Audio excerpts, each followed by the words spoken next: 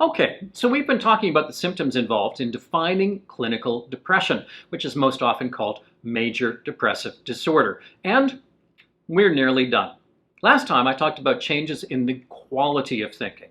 During depression, most people experience some degree of difficulty with concentration, decision making, and memory.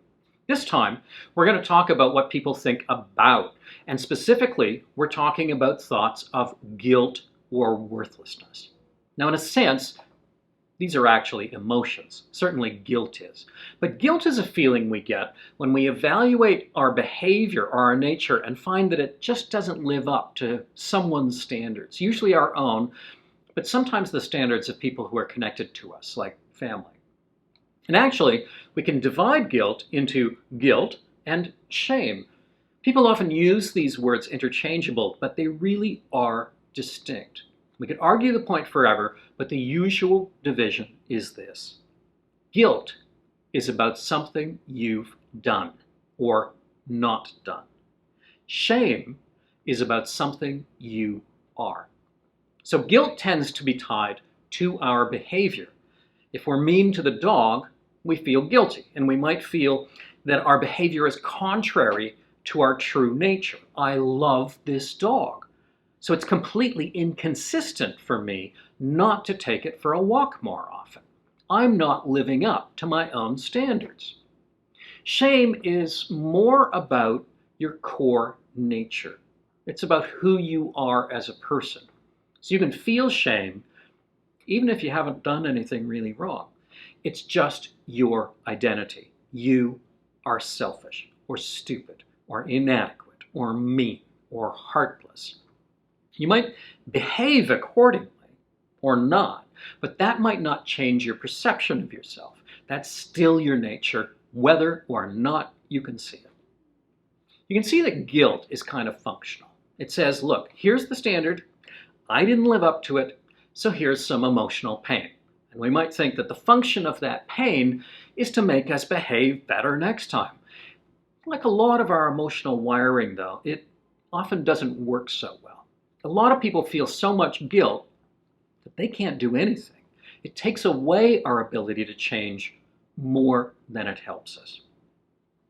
Now, it could be that guilt works better as a threat. I'll feel badly if I don't take the dog out, so I'll do it and I'll avoid the guilt. After the fact, the pain of the guilt just isn't that useful. We all have a threshold for feeling guilt. If we go out for coffee at lunch and don't bring one back for our co-worker, many of us are willing to say, well, that's fine. You know, if she wants some, she can get it herself. But if we slander our co-worker behind her back or steal money from her purse, we'd feel guilty. But not if we don't buy her coffee. During depression, that threshold changes. Most people become much more prone to feel guilt over very minor things, and the intensity of that guilt is greater. But we're also more likely to shift from guilt to shame. I didn't buy the coffee, which is bad, because not only would she have liked it, but it also shows me what I'm really like. A selfish, horrible person who doesn't care about anyone. And when we do that, it sticks to us a bit. I might now buy her coffee every day for a month, but I can tell myself that I'm just faking it or denying the reality of who I am.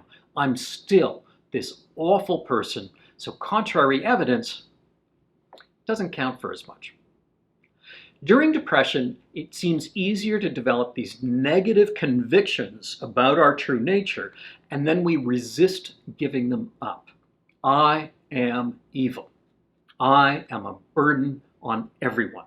I am unlovable. I am incompetent. And of course, what do? They drive the mood even lower. So they tend to snowball or spiral. This is not, however, to pathologize the feeling of guilt entirely. Guilt itself is a hugely important emotion. If someone has no guilt, we might be tempted to think of them as a sociopath. There's more to being a sociopath than just that, but a lack of guilt, it isn't usually considered such a great thing. We need some. We just don't need as much as we might feel if we're depressed. What about worthlessness? Well, this is more obviously a set of thoughts. You could see that it involves a whole set of ideas about what constitutes a worthwhile person, and I don't measure up. Now, all of us really are worthless at some things. Ask me to pilot a Dreamliner, and frankly, I don't bring much to the table. Nobody is going to think, wow, both pilots had the fish and are unconscious. It's a real asset having Patterson on board. No, there's no bonus there at all. I'm just going to get in the way. But we bring different things.